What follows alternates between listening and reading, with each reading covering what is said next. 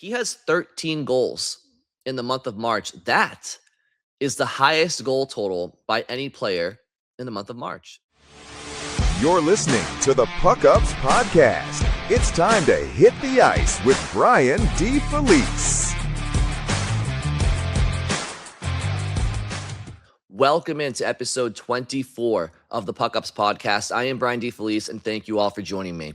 On today's show, we're going to go over the Bruins' two massive wins over the weekend against the Minnesota Wild and the Columbus Blue Jackets and discuss the storylines that came from them. We'll also go over the Bruins' road ahead as they try to solidify their spot in the Stanley Cup playoffs. Before we do any of that, just a friendly reminder, if you haven't done so already, to please go ahead and subscribe to the PuckUps on YouTube, Apple Podcast, Spotify, or anywhere else that you get your podcast. And if you want to get in touch with me or be a part of the show, you can email me, info@thepuckups.com. You can tweet at me on X at @BrianDFelice_. You can tweet at the show at the PuckUps or comment on YouTube, TikTok, Instagram, anywhere that the show has a social media account and posts content. Now let's kick things off with the Bruins' wild win over Minnesota on Saturday. I honestly hate myself for saying it that way. I couldn't even get it out. What an asshole I am, huh? I shouldn't do that stuff. I'm sorry, guys. Never again. Never again. I hate puns. I love puns. I got to be honest. I'm sorry about the pun, but I love them. I just love them. But regardless, let's talk about the Bruins and the Wild on Saturday. We discussed how the Bruins needed to bounce back from their really disappointing loss against Toronto last week. And to the Bruins' credit, they have gotten 6 out of a possible 6 points in their ensuing 3 games. Difficult games, too. Very difficult games. We talked about why that loss to Toronto was so damning potentially, because you have Buffalo on the road. Buffalo's been one of the best teams in the NHL for the last 2-3 months. Then you have to host the Minnesota Wild, and we're going to get to that game in just a second. Now, Minnesota's been struggling over the last 10 games, but they're still one of the top 10 teams in the NHL and one of the best teams in the Western Conference. Their team dynamic has completely changed since acquiring Quinn Hughes from Vancouver. And then you have to do a second of a back-to-back in Columbus against the Blue Jackets, who, again, no big deal, have been one of the best teams in the National Hockey League for the last 2 to 3 months. So the schedule has not been easy for Boston, and it doesn't get any easier because you have games coming up against Dallas and Tampa Bay and Florida and Carolina. And it's really impressive the way that the Bruins have won their last 3 games in very different fashions, may I add. And when you consider their win over Detroit a little over a week ago in the Motor City, that was another huge win by the Boston Bruins. So Boston, dating back to their Winnipeg Jets game, have now won 5 of their last 6 games. Not bad for a team that is in the middle of a treacherous Eastern Conference playoff race. And don't look now, but the Bruins are the team that are starting to gain some separation. Now, it's not the season's not over yet. There's a lot of hockey to go when you're talking about the valuable points that are up for grabs for these 5-6 teams that are battling for playoff positioning and playoff spots in general. But if we're talking between the Bruins and the Blue Jackets and the Islanders and the Senators and the Red Wings, I mean, the Bruins they've been making the most of their opportunities as of late. And a lot of it's come at, in head-to-head situations, just like the Bruins game in Detroit.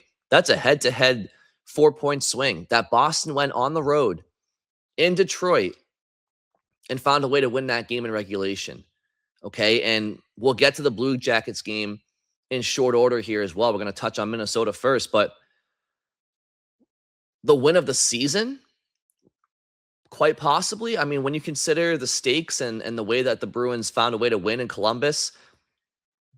So the Bruins deserve so much credit. And, we gave them some trouble for the way that they came out against Toronto and just laid an egg, right? That happens. It doesn't absolve, their off nights. If they have their off nights, they're going to hear about it on this show, right? And I expect everybody to keep the Bruins accountable. But man, they have just really, really showed people all season long, really, not to doubt them. They don't have the most talented roster top to bottom, but don't tell them that. Actually, maybe you should, because the Bruins seem to have thrived with people doubting them. So, and they've definitely heard it dating back to the offseason that the Bruins don't have the most talented roster. So again, don't tell them that. They're only the 8th best team in the NHL with less than 10 games to go. But let's talk about this Minnesota game. I mentioned how much Minnesota's dynamic changed upon acquiring Quinn Hughes. If you remember, the first meeting of the season, which I want to say was a 6-1 loss at the hands of Minnesota, it was something like that. It was not close. That was Minnesota's first game with the services of Quinn Hughes. So fresh off the plane from British Columbia, Quinn Hughes lands down in St. Paul and had his fingerprints all over that win for Minnesota against the Bruins. And I think this was before, I think this may have been before this podcast started, that game. I'd have to go back and check the dates. I don't know. I don't really remember, honestly, but I remember saying somewhere that game, you knew the Bruins were losing that game. The second that the Wild traded for Quinn Hughes, and it was his first game was against the Bruins, you knew Boston was losing. Minnesota was not going to lose upon getting the Quinn Hughes bump in their first game. But since that game, it's been no fluke. I mean, Minnesota, they have been one of the best teams in hockey since acquiring Quinn Hughes. They were really good before that too, but he just adds a different dynamic, and they're going to have a hell of a first round series against the Dallas Stars, the Bruins see on Tuesday. But Minnesota had been struggling. Right now, as I record this, they're 4-5-1 in their last 10. So, obviously the Bruins game is in there. So maybe they were 4-4-1 prior to the game against the Bruins. I don't know if they played a game since then. And tip of the cap to the Bruins, they started this game on time. The Toronto game, a little while back, the Bruins did not start on time, right? The Buffalo game, the Bruins did not really start on time. But this Minnesota game, the Boston Bruins, they started on time. And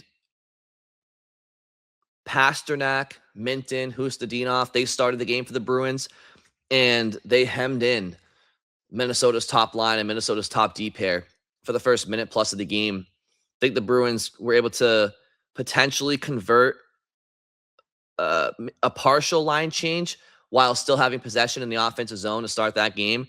And Andrew Peeke, who I believe now has 2 goals against Minnesota this year in 2 games. So, hey, if Peeke played, Minnesota every game of the year, he'd be an 80-plus goal scorer, right? But he obviously gets the Bruins on the board 1-0 Boston early on. And Boston just, they carried play for a lot of this game. I mean, at the end of the day, I think Minnesota outshot Boston, but the Bruins came to play. They came to play. They controlled play in the first period. Pavel Zacha gets his 25th goal of the season to give Boston a 2-0 lead in the first period. I believe it was a shot block in the slot by Jonathan Aspro, who created a turnover. And then Casey Middlestad with a nice heads-up play finds Victor Arvidsson up ice. And Arvidsson finds Zacha on a 2-on-1. Zacha with a beautiful one-time finish on the forehand. 2-0 Boston. And again,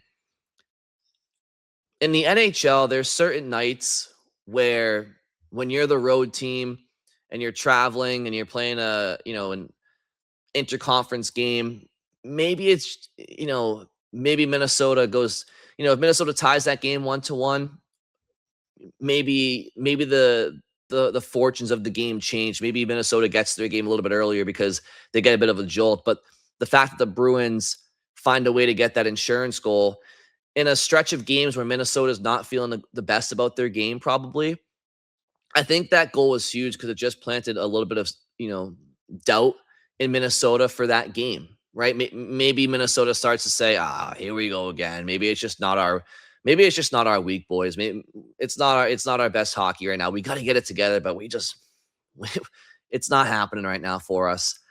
And again, credit to Minnesota because the game would get even worse for them before it got better. But they did find a way to claw their way back into this game after being down 3-0, which would happen on Victor Arvidsson's 21st goal of the year. Just a beautiful, beautiful pass by David Pastrnak, who just hopped onto the ice, and he makes that beautiful pass that he's capable of doing where he keeps the puck off his shooting hip, and it just keeps defenders and goaltenders guessing if he's going to shoot or pass it. And Pastrnak found Arvidsson cross seam for the 3-0 lead in the second period. And again, as I said, when it was 2-0 Boston, now it's 3-0 Boston, and Minnesota's really probably feeling, oh shit, just not our night. But tip of the cap to them, Kirill Kaprizov gets the Wild on the board, makes it 3-1. This play really starts on a face-off win in Minnesota's own end, and Quinn Hughes and Brock Faber, teammates of Charlie McAvoy from Team USA, who won gold at the Olympics. Also, Matt Boldy, teammate of Charlie McAvoy from Team USA. But Minnesota wins a draw, and then beneath their own goal, Hughes and Faber kind of play catch a little bit. Faber goes indirect off the boards into the neutral zone. I believe he found, was it Hartman? I don't really remember who it was for Minnesota, but anyway, they find Kaprizov, and Kaprizov's an all-world forward, and he was able to get the nice finish and get Minnesota back into the game. And then again, you talk about timely goal scoring, and in the third period, it's 3-1. If Minnesota gets the next one, now it's 3-2, right? And they have a lot of speed and skill on that team. And if they start to feel good, well, who knows where that score ends up if Minnesota gets the next one. But fortunately for the Bruins, they seize the moment. They recognize the next goal is huge. And it's Elias Lindholm who gets Boston on the board again. And this play starts on a face-off outside the offensive blue line for Boston. Vacant puck. Morgan Geekie slides in and picks up the puck, crosses the blue line, does a bit of a pull-up, gets the puck to the point. It was Hampus Lindholm, I think he passed it to. And then Lindholm gets a shot on goal. Lucas Reichel with the rebound, slides it across, and Elias Lindholm buries it for his 15th goal of the season.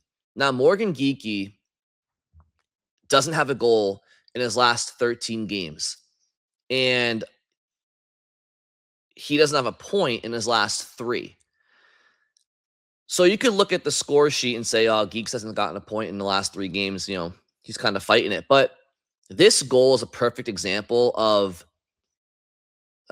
affecting the play when you're not on the score sheet, because Morgan Geekie really does help create this play, and this goal does not happen without him.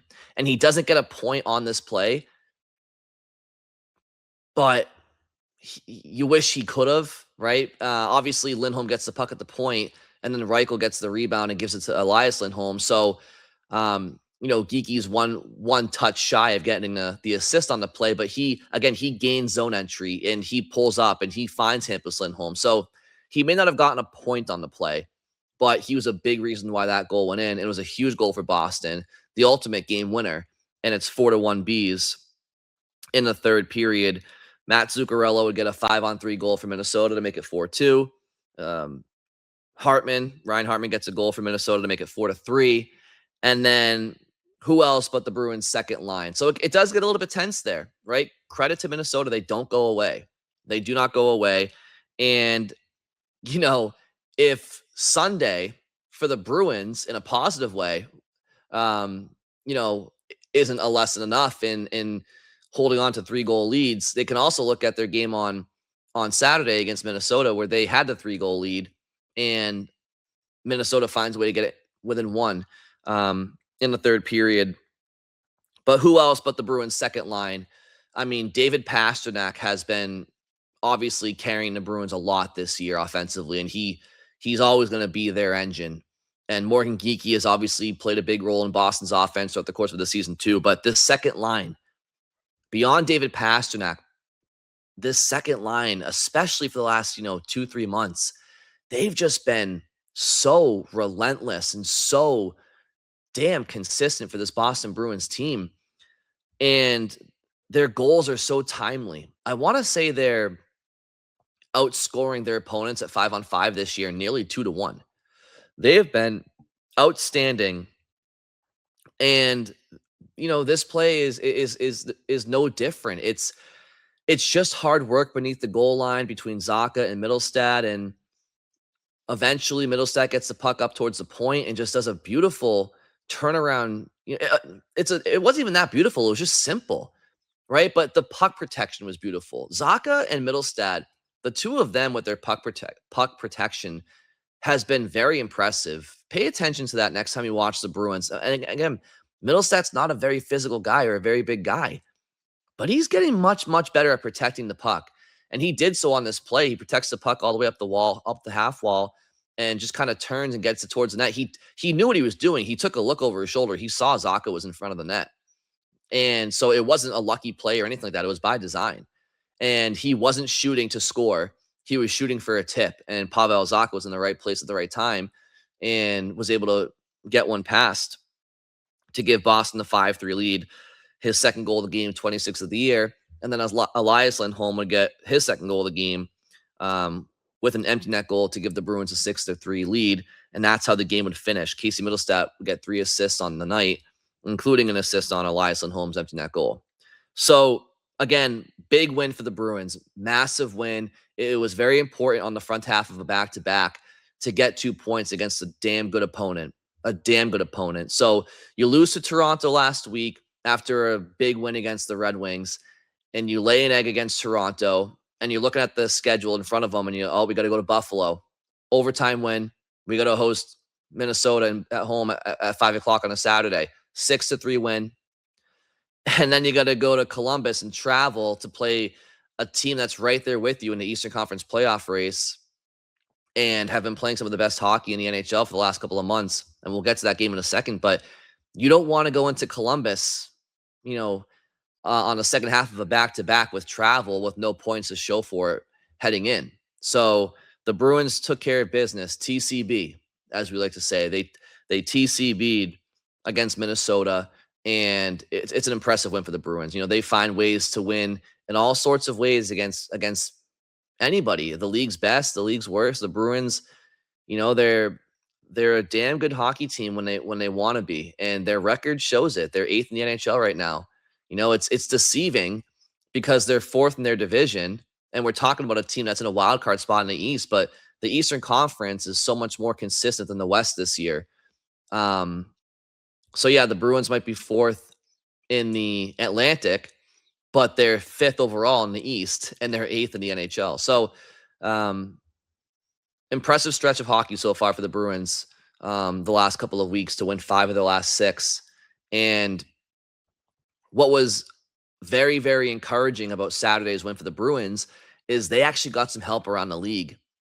So many times this year, when you're scoreboard watching, the Bruins win, and so do the teams around them. So do the Islanders. So do the Blue Jackets. So do the Canadiens. So do the Red Wings. Right? It always feels like when the Bruins win, the other teams around them also win. And you don't gain much ground.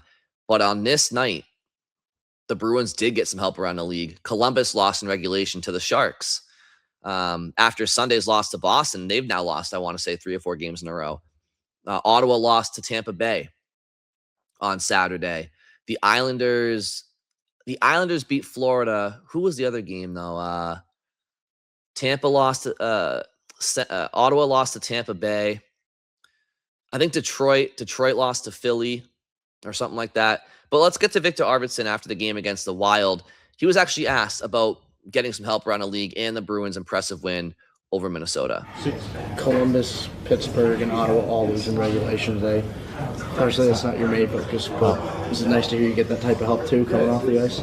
Yeah, for sure. Yeah, that helps. Absolutely. And I think we got to focus on 9 games left, and we got to focus on them and and we're playing Columbus twice, I think, and Tampa twice, and Florida. So it's going to be a tough stretch here. A lot of road games, so we gotta buckle up. So Pittsburgh was the other team that the reporter mentioned had lost, and Victor mentions Columbus, how they played Columbus twice, and one of those meetings was on Sunday. Now, both teams played on Saturday at 5 p.m. Columbus lost in regulation to San Jose. Boston beat Minnesota in regulation in Boston. So there's not a ton of advantage here for Columbus. Both teams are on the second of a back-to-back. However, the Bruins had to travel.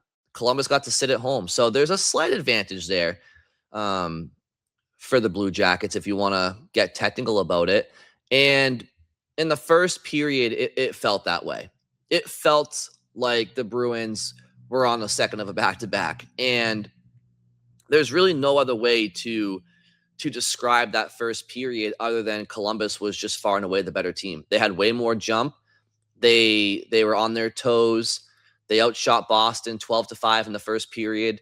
And the Bruins, again, I know I said Columbus played on Saturday too, but they may have just had a little bit more jump being in front of their home crowd and not having to travel. The Bruins, they didn't have it to start this game in the first 20 minutes. And again, both teams had to deal with this, but a 5 o'clock start time on a Saturday, a 5 o'clock start time on a Sunday, those are abnormal start times to games for both teams. But again, when you consider the Bruins had to travel, it just took them a while to get to their game.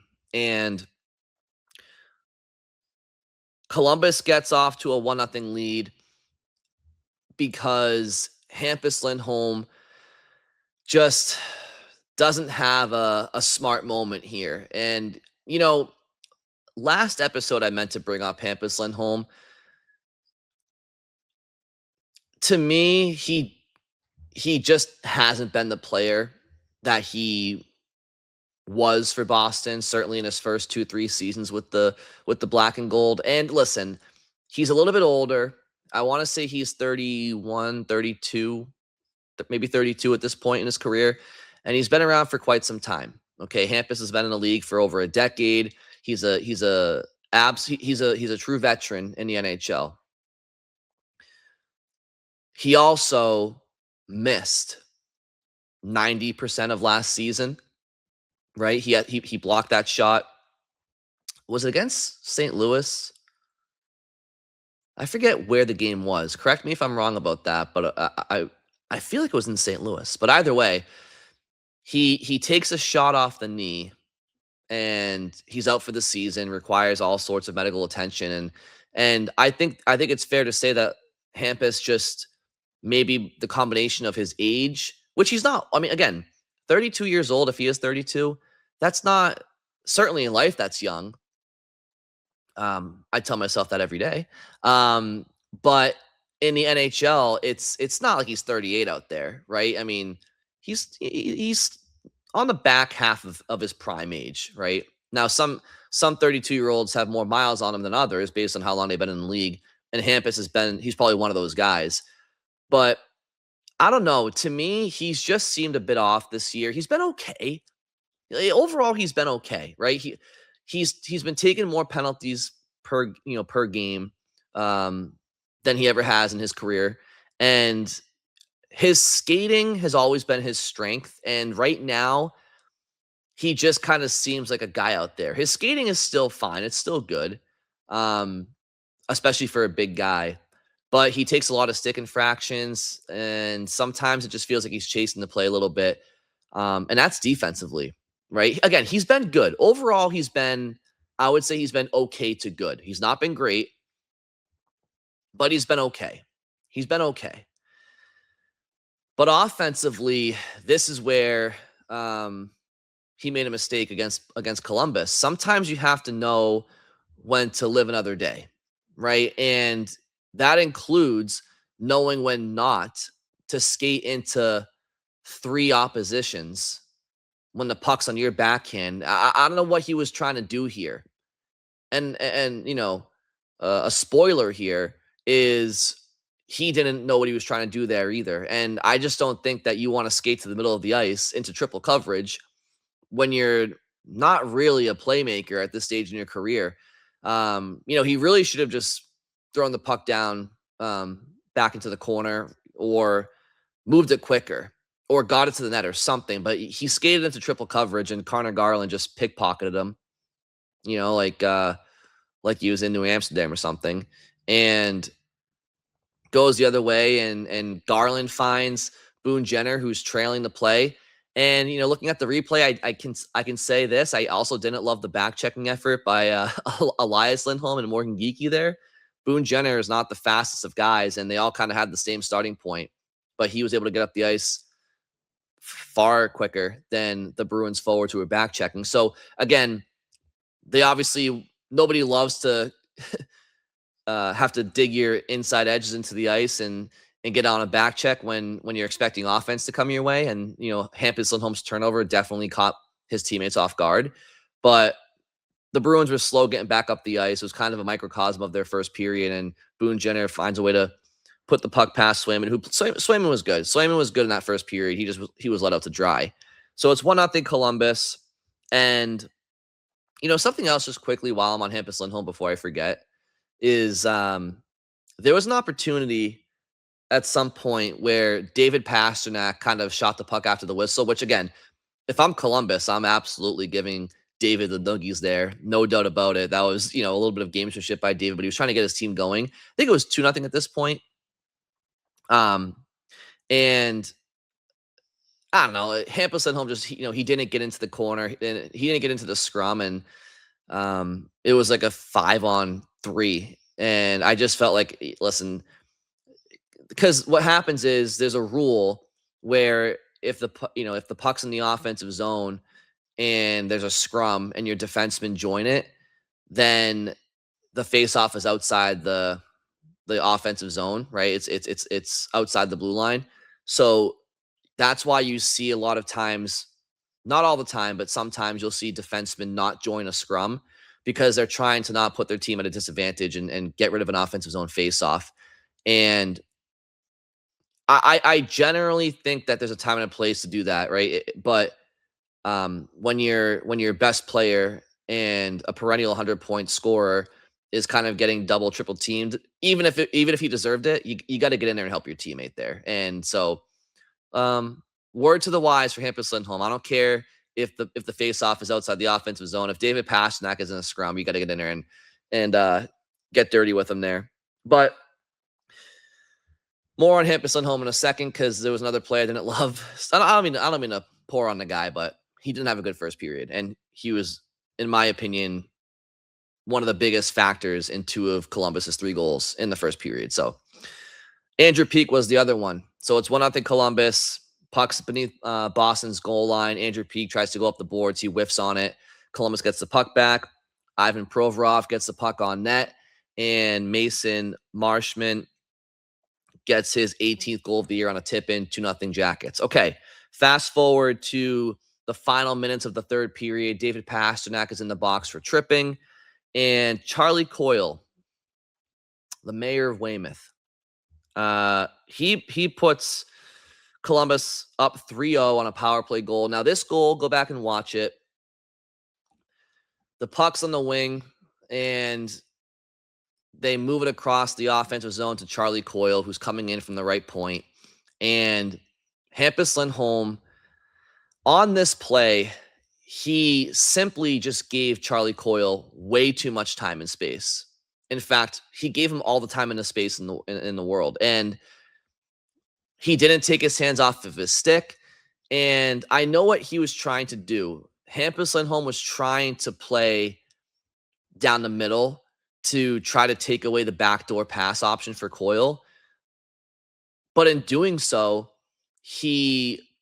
first of all, his stick was not even in the passing lane, which he was trying to take away the backdoor pass, but visually, he wasn't actually having his stick in the passing lane. So if Charlie wanted to go backdoor, if he zipped a hard enough pass, it probably would have gotten backdoor before Hampus's stick could have switched anyway.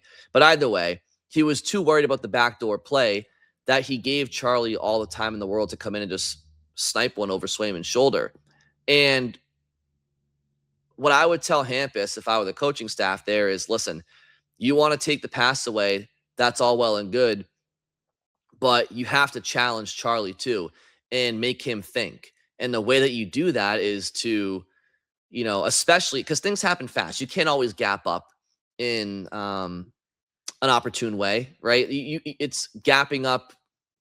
It's easy to play Monday morning quarterback and have me sitting on my ass watching the game at home and criticize Hampus for not trying to disrupt that play. But things happen quick, so I'm not even really coming at him for the lack of gap control there, because again, he was probably trying not to screen Swayman. He was probably trying to take the backdoor pass away, all that stuff. That's fine, but you can still sit there and switch your stick position from left to right. Try to show Charlie Coyle that you're going to take the passing lane away, and then show him that you're going to take the shot lane away. Right? Get Coyle thinking. Get him flustered. Because in a 2-on-1 situation, the advantage always goes to the team that's on the 2-on-1, right? So you're always at a disadvantage. So it's about trying to make the team with the advantage overthink into a mistake, right? And I just felt like Hampus could have done a better job on that play, kind of showing Charlie multiple different stick lanes and defending different ways. But anyway, it's 3-0 Columbus after the first period. And that was a backbreaker goal because Tanner Jeannot and Mark Kastelik did their best in the dying minutes of the first period to get the Bruins back into the game from an emotional standpoint. Jeannot dropped the gloves with Eric Branson. Just two real tough guys. And Jeannot probably got the better of that one, but it was a pretty close fight.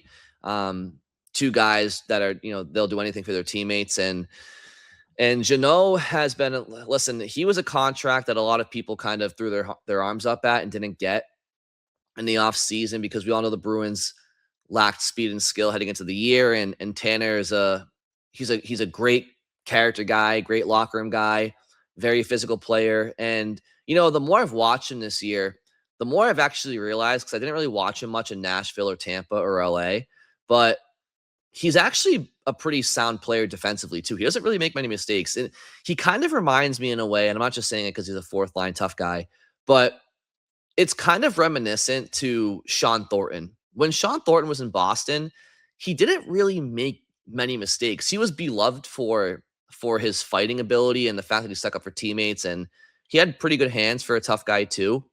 But that Merlot line back in the day, Thornton, Campbell, Paille, they were so sound defensively, and you wouldn't really expect that from Sean Thornton, because he was a tough guy, and he the way he skated was kind of goofy, and he didn't, I don't know, but in a similar way where I trusted Sean Thornton with the puck on his stick as a fourth liner to not just give pucks away and make something happen, I have that same growing trust in Tanner Jeannot. I trust Tanner Jeannot when the puck's on his stick that he's at the bare minimum just not gonna turn it over. Obviously, everybody has turnovers here and there. He's not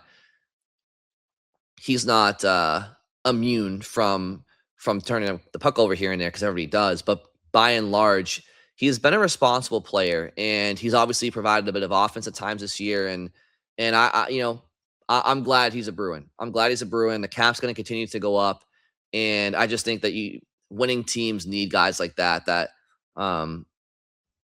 can stand up for teammates and drag a team into the fight. And so he tried to do that in the first period. And then Mark Kastelik, man, takes on Olivier from the Blue Jackets, who is just, he is the toughest guy in the NHL right now in terms of the best fighter. He is hands down the heavyweight in the NHL right now. And Matthew Olivier also is a guy who can contribute. He has 15 goals this year for Columbus, and he's a big part of their third line with Charlie Coyle. I have not seen Matthew Olivier lose one fight yet in the NHL. I mean, I could try to go on hockeyfights.com and track his fights all the way back to his first year in the league, and maybe you could find one, but I haven't seen it.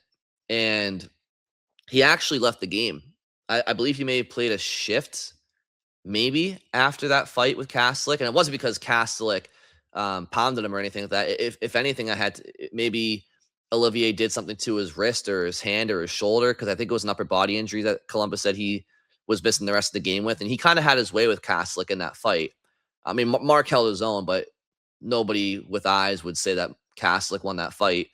So kudos to the Bruins, fourth liners for trying to give the team a lift. It didn't help immediately because, as I said, the Bruins would go down 3-0. But I don't know what was said in between the first and second period, because the Bruins came out for the remainder of the game and far and away were the better team in the second period, third period, and overtime. And the Bruins got nothing to show for it in the second period in terms of goals, because they would enter the third period still down 3-0. But they outshot Columbus 12-5 in the second period and completely took over that game in terms of offensive generation and zone time. The Bruins took it to Columbus. They really did. So I don't know if Columbus let off the gas a little bit, thinking that they were comfortable up 3-0, or if the Bruins just said, we ain't going down like this, or maybe a combination of the two. But watching this game, it was encouraging to see the Bruins not roll over and die and say to themselves, similar to what I was talking about with Minnesota earlier against the Bruins, sometimes it's easy when you're down 2 or 3-0 on the road to sit there and say, you know what, fellas, it's not our night. Not our night. And Minnesota didn't do that against Boston, and Boston sure as hell didn't do that against Columbus. And that was really encouraging to see, because that game could have gone from bad to worse. It could have gone from 3-4-0, 5-0, 6-0, 6-1. And the Bruins made sure, even though they didn't score in the second period, they made sure that they were going to take that game over territorially and not allow Columbus to add to the 3-0 lead. So the Bruins didn't cut into it in the second, but Columbus did not add to it. And that was very important, because it did keep the Bruins within striking range if they were to find a way to get one past Greaves and make it a 3-1 game. And that's exactly what they did with 13 minutes, a little bit more, remaining in the third period. It's the second line again for the Bruins. It's the Arvidsson, Zacha, Middlestad line. They're on the ice at 5-on-5. Arvidsson in transition gets the puck across the offensive zone to Zacha. Pass didn't land, but the puck ended up going into the corner. And then Zacha, with that body positioning and puck protection, finds Charlie McAvoy at the right point, and McAvoy just gets a quick shot off Arvidsson with a screen. Not a pretty goal at all. Never going to make Charlie McAvoy's highlight reel. But it finds a way. Puck has eyes, 3-1. Okay, so now it's a situation where the Bruins have been dictating play. As I said earlier, Columbus was far and away the better team in the first period. The history books can never take that away from Columbus. Columbus was the better team in the first period, in the first 20, and they deserved to be up 3-0. But from the second period on, it was all Boston. And so at the time of Charlie McAvoy's goal, now the Bruins have been the better team for, 27 plus minutes. And now they're starting to feel, okay, that's the one we needed. And the Bruins would have gotten the power play. Now, the power play is something I wanted to talk about here too, because they made some personnel changes on the Bruins power play. The Bruins top power play unit against Columbus featured Charlie McAvoy, David Pastrnak, and then the Bruins second line of Pavel Zacha, who's always on that top unit, and then Victor Arvidsson and Casey Middlestad. So Arvidsson and Middlestad essentially replaced Geekie and Elias Lindholm on that top unit. And I had Court Lalonde of Bruins Diehards on recently, and we were talking about the Bruins power play struggles. And Court had mentioned that he would like to see Victor Arvidsson on the Bruins top power play. And I agreed with him. And I also said that I wouldn't mind seeing Casey Middlestad on the Bruins top power play either, because that second line has just been so good together. You can get them together with Zacha, and Elias Lindholm and Morgan Geekie just haven't been doing the job on the power play. Elias Lindholm has not been good enough. Honestly, like, winning some key draws to start power plays. He hasn't been good enough in the bumper. He hasn't been good enough in transition with Zacha in their zone entries. And then Geekie, he's not the fleetest of foot. And so when his shots aren't going in, what's he really, doing? So I really enjoyed seeing the Bruins change up the personnel there, not because I want the Bruins to punish Geekie or Lindholm, but because I really think that Victor Arvidsson and Casey Middlestat have been hounds on pucks. Their puck retrievals at 5-on-5 and their forechecking and their willingness to go to the dirty areas and play well together. I've loved it at 5-on-5, and I don't see why it wouldn't translate to the power play. And it did. The Bruins had a power play in the first period, and they didn't score on it, but their zone entries and their puck retrievals were much better. And I liked the look of that new power play unit in the first period. But then in the third period, again, they get a power play opportunity. They're down 3-1, and Zacha's on a strong side, left circle face off, and it's a battle. It's a 50-50 puck battle. And the Bruins, as I've mentioned before, face-offs are not just center versus center. It's center and wingers and D versus centers and wingers and D, especially when you have a 50-50 puck up for grabs. And Pasternak, Zacha, Arvidsson were like hounds on that face-off. And I just don't know. If you win that puck battle, if it's Lindholm and Geekie and Pasternak. I don't know. You know why I don't know? I haven't seen it enough with those guys as the power play unit lately to say that they would. But Victor Arvidsson, that guy just finds a way. He's an absolute water bug, an absolute battler, and he finds a way to find a loose puck and just banks it off the boards to McAvoy at the point. And tip of the cap to Charlie McAvoy. Just a quick shot. So many times in the past with McAvoy on the power play, he just holds on to it at the top of the umbrella, holds on to it, plays pass with Pasternak, and they just don't get the shots off. And the knock on McAvoy has always been on the power play. You got to get your shots off early and often and get them through. He did not waste any time here. He gets the puck off the boards and it's off of his stick. And he's not shooting to score here either. He's shooting for a tip for Zacha in the slot. And Zacha absolutely executes it to perfection. Like I said, it's so important to note here. Charlie did not think that shot was going in without the tip. He was shooting for a stick. It was purposeful. And Zacha with a very finesse tip from the slot, 3-2 Bruins, 5-6 seconds into the power play. Now it's 3-2 with like 11 minutes to go and change. So you just kind of felt like the way the Bruins were playing throughout the whole second period and now into the third period, now it's 3-2 with over 10 minutes to go. You just kind of felt like the Bruins were going to find a way to tie it.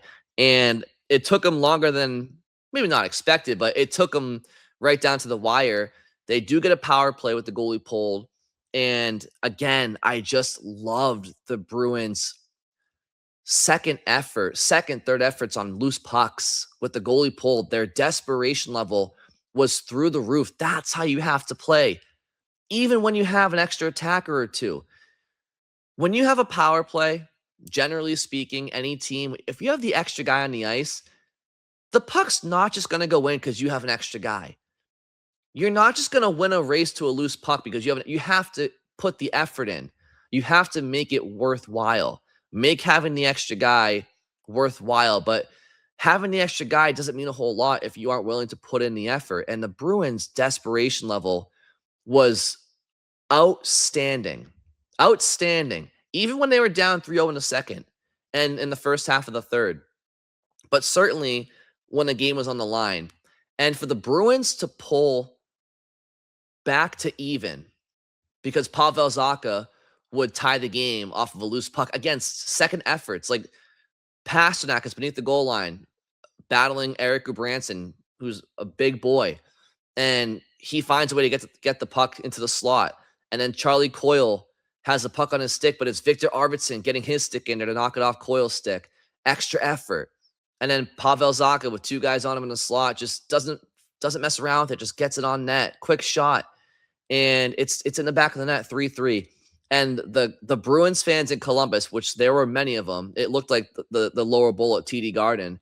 and the Bruins bench go crazy with joy and jubilation, and with good reason, because this is a 4-point swing, right? Like, Columbus is on the verge. They're 11 seconds away from beating the Bruins in regulation and having a big 4-point swing between two teams that are battling for playoff spots. The Bruins were wild card 1, Columbus wild card 2 entering action. And the Bruins, with that goal, at the very least, find a way, assuming Columbus didn't score in the last 10 seconds, to force that game to overtime and salvage at least one massive point. And the Bruins do one better, and they win in the shootout. And as I mentioned, the Bruins were the far better team in the second, third, and overtime. The Bruins outshot Columbus 12-5 in the second, 12-5 in the third, and 6-2 in overtime. So the Bruins outshot them 38-24 over the course of the game. And the Bruins power play goes 2 for 4. So I think the Bruins have found something now with this new look top unit. And I think a lot of it has to do with their ability to hump pucks and retrieve them. And, Victor Arvidsson and Middlestad are also pretty good in zone entries too. There's a little bit more speed there with those guys versus Elias Lindholm and Morgan Geekie, who, by the way, were on the ice when the Bruins tied the game as part of the extra attacker power play situation, because it was a 6-on-4. And then, Elias Lindholm and Morgan Geekie are on the second power play unit. Mason Lohrei was not in action against Columbus. He ordinarily probably would have been on that second unit as well, along with Minton and Geekie and Elias Lindholm and maybe was it Husnudinov maybe? So looking good. Power play is looking better. Steps forward. As I said, Bruins winning the shootout on Fraser Minton with a really nice goal, gets Boston on the board. Charlie Coyle, phenomenal finish. Charlie Coyle's having a great year for Columbus. Good for him. Beautiful finish over Swayman's right shoulder to tie the shootout. But then Victor Arvidsson gets the job done, gives Boston the massive 4-3 win in the shootout. Let's hear from Marco Sturm after the Bruins' big win against the Blue Jackets. Marco, that third period overtime shootout, what can you say about the way your team turned things around today? Yeah, no, again, it says it all about our team we got this year. Guys chipped in, guys care for each other. Casti and Janot took the lead. Sway saved us big time. And then I think we just took over by playing just our game. I think we needed that little push. But it was, again, especially those two guys in Sway, I thought they turned things around here, and we knew we had to go better. So good for the boys. A good learning curve, too. It's an eye-opener for sure. I think moving forward, you can't relax in this league. And it took a lot of work, a lot of patience, but it paid off. Yeah, I think that what Marco said at the end there is very true, right? You can't take the foot off the pedal in this league, and you can't not start on time. But the reality is, hockey's a tough sport. Every team, everybody has the best players in the world on it, and there's always going to be different types of games. And I think that the Bruins being on either side of a 3-0 lead and a 3-goal lead this weekend, I think is beneficial for the Bruins, because you are able to learn those lessons, right? Like Sunday, it was the Bruins who were down 3-0, and they found a way to come back, and that just, again, such a galvanizing win. It's so important for a team to know that they're capable of winning games when all seems lost, right? It's important to have those games over the course of a season. But on Saturday, like I said, it was the Bruins with a 3-0 lead on Minnesota, and then a 4-1 lead on Minnesota in the third period. And Minnesota found a way to climb within one and make it 4-3, which was a very uncomfortable situation to be in if you're Boston. So just, again, reminders upon reminders for the Bruins on both ends of the spectrum that, no lead is safe if you don't take care of the details. And so, I think Marco's right to mention that the Bruins need to take lessons in these, and there's no doubt that they are. Let's go to Charlie McAvoy, because Charlie McAvoy had some good comments after the game, and McAvoy now has a career high in points with 57, and he's done so in 62 games. Right now, McAvoy is scoring 0.92 points per game. Not bad. Not bad at all. Charlie McAvoy is nearly a point per game defenseman in the NHL this year. That's an amazing, amazing development for the Boston Bruins, because we've always kind of thought that he had that type of offensive ceiling if he was able to click. And he was never really clicking on the power play. And clearly, even though the Bruins power play prior to tonight has been struggling the last month, they're still a top 10 power play in the league this year. And for much of the season, they've been a top 5 unit, sometimes top 3. And McAvoy has done a great job. He really has. So that is a major stepping stone for McAvoy in his career, to be nearly a point per game player and to be a true number one power play quarterback. Because up until this season, even though he's had his moments and he's been a part of some good power plays, but now it feels like he's an integral part of it, and he's really his shot first mentality at times has been a breath of fresh air. So Charlie McAvoy got the Bruins on the board to make it 3-1. He starts the comeback by getting a shot through. He gets the shot through quickly to Zaka for the slot tip on the power play to make it 3-2. Charlie McAvoy's fingerprints, as they have been all year, were all over Boston's success in this one. And so let's hear what Charlie had to say after the game about a come from behind win like this, being able to build confidence and belief in that Boston Bruins locker room. It's late in the season. There's nothing clinched in terms of the playoff spot. What do you think a game like this can do for you? I mean, I think it just, will absolutely help us with our, our confidence. I've said this in years past, like, you have to do those. Like, we have to have a game like tonight. We're down 3 going into the third, and we come back and win, where then you have belief in it, like you almost have to earn that. Like, obviously we've been resilient and we do have a never say die attitude, but now it's like, for the stakes at the end of the year and moving forward, we have that in our head, like, hey, we've done it before, been there before, and we've done it, and we can have that real belief. Yeah, I believe the phrase is act like you've been there before, right? And there aren't a lot of teams in any given season that can say that, yeah, we can put a 3-goal comeback on our resume this year, right? Like being down 3 goals, especially in the third period, being down 3 goals in the third period is a very daunting task to come back from. And it definitely happens here and there. It probably happens a little bit more than I realize. But to have a 3-goal comeback in the third period on your resume in a given season, to Charlie's point, it gives you confidence. It gives you confidence that if you're ever in that situation again, which isn't ideal, but if you're ever in that situation again, then at least you can say to your teammates, to exactly what Charlie said in that interview: boys, we've been here before, we've done that, we know we can do it again. And even beyond the 3-goal part of it, right? Like, the 3-goal deficits in the third period, coming back from those aren't super common, right? You're not always in a 3-goal hole in the third period.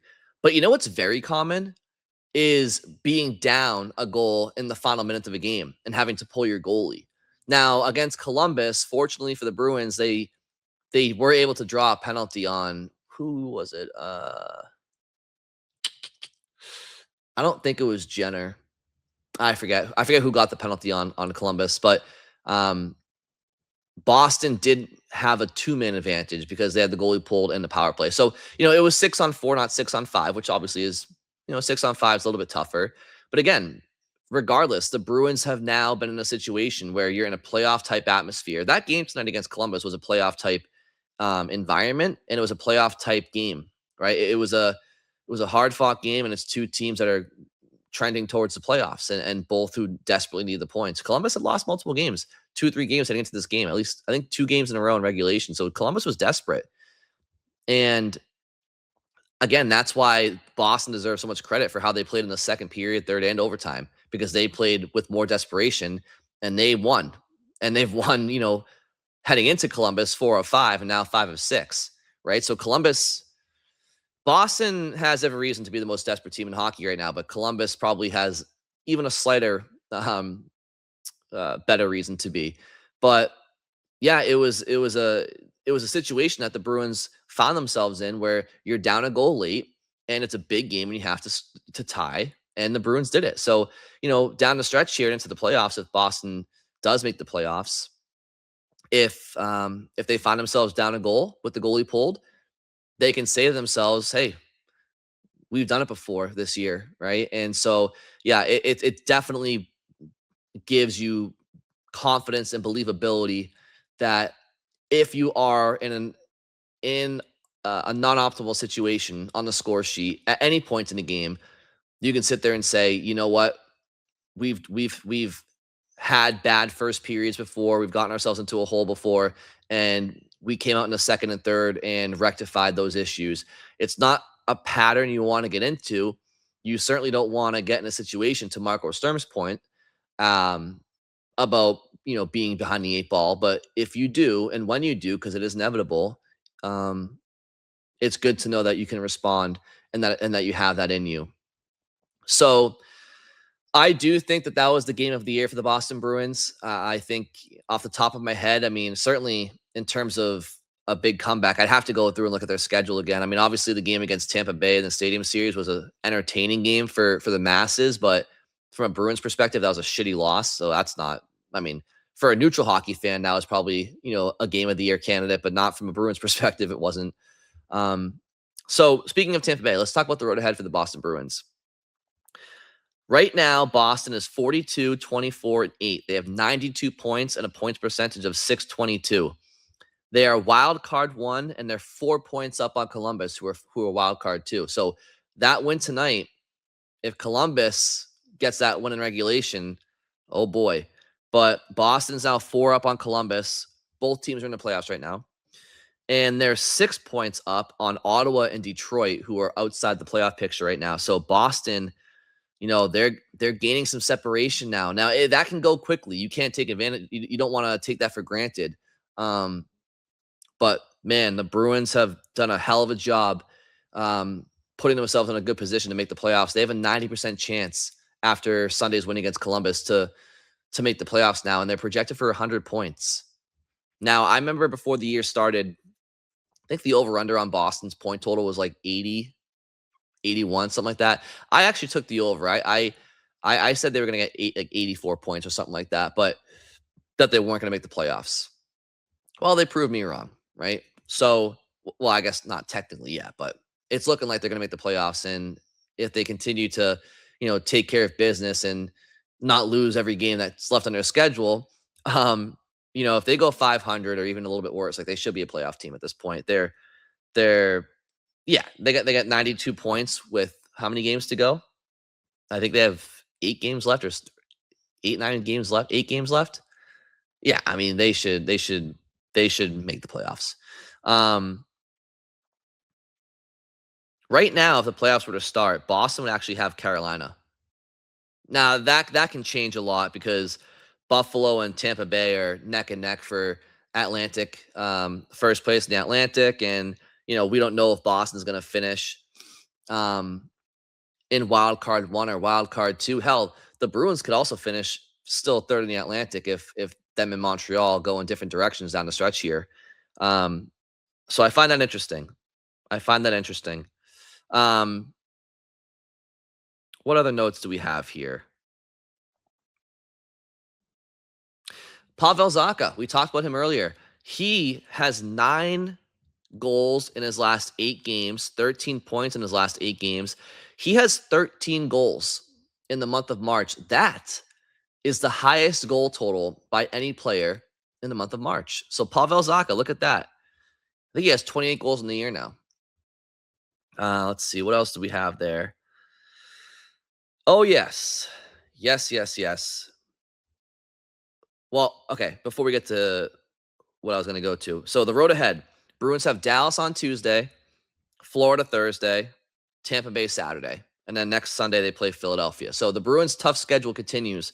And obviously Florida is not making the playoffs this year. But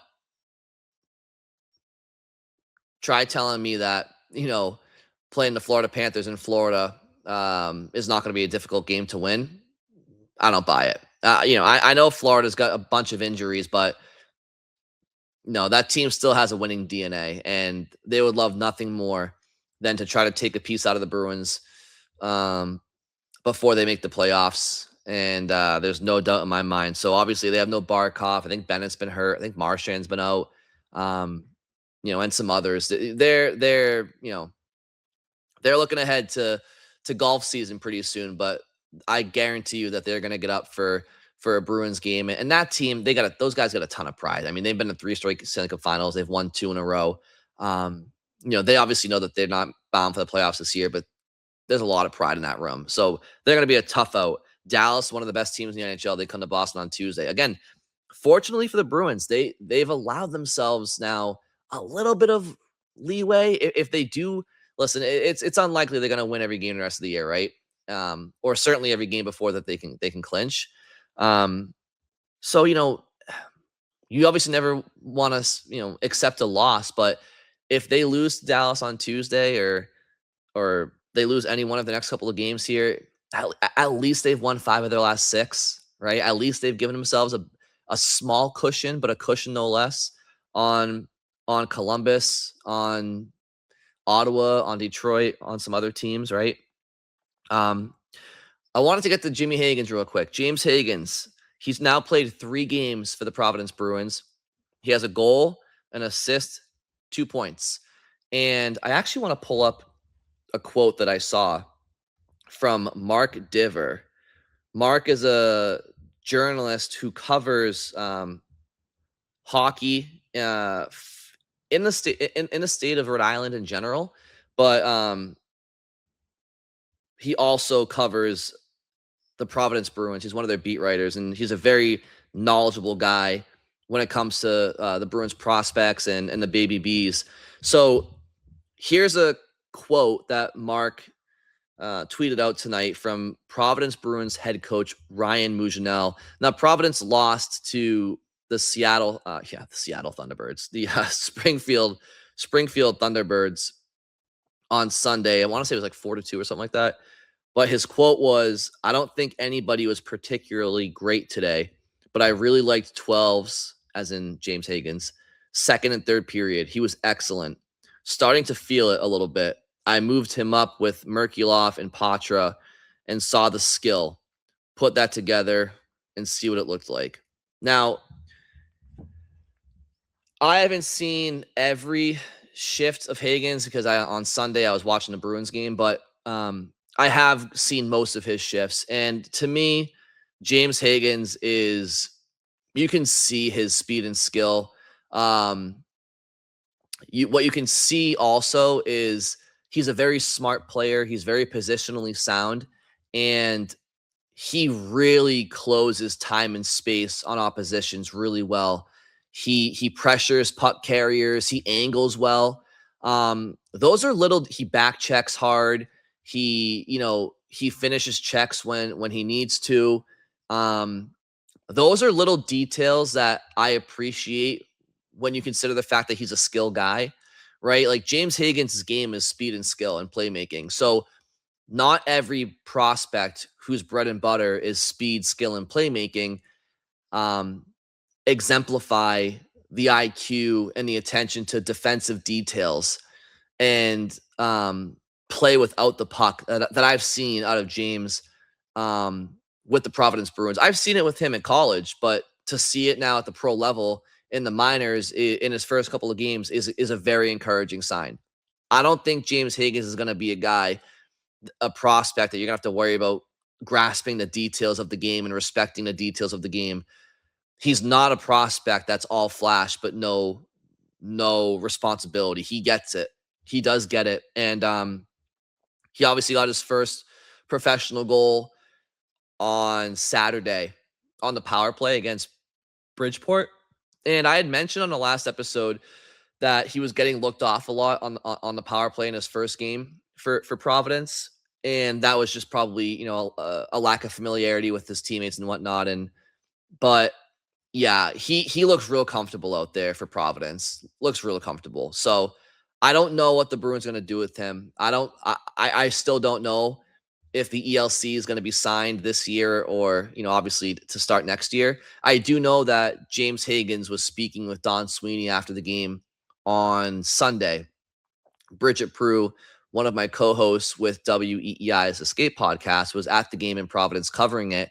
And she had tweeted out that Don Sweeney wanted to talk to James Hagens after the game and after his media availability, and he was pulled aside to go talk to Sweeney. So I know Sweeney was at the game, McQuaid was at the game. I'm sure a lot of the Bruins development staff was at the game, and player personnel staff. So I know the Bruins are also off on Monday, so we'll see what happens.